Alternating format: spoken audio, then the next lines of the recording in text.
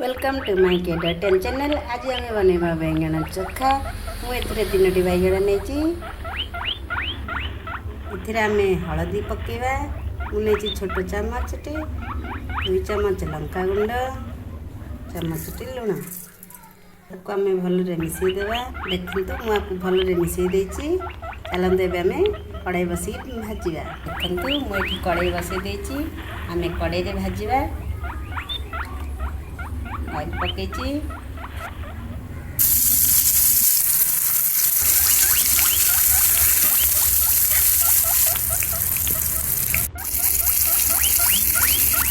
होगला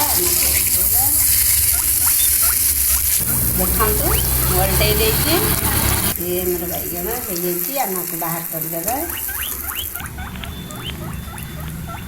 ready हो गई है आमर बैगण भजा। आम चाट मसला टी पकेवा। रेडी हो गला बैगण चोखा। मो वीडियोटा आपण मन भल लगे लाइक शेयर सब्सक्राइब करेंगे निश्चय करेंगे। अरे मैंने पढ़ते कड़े मो वीडियो को गोटे लाइक तो देकर जातु। सब्सक्राइब न कले भी लाइक तो दिंतु।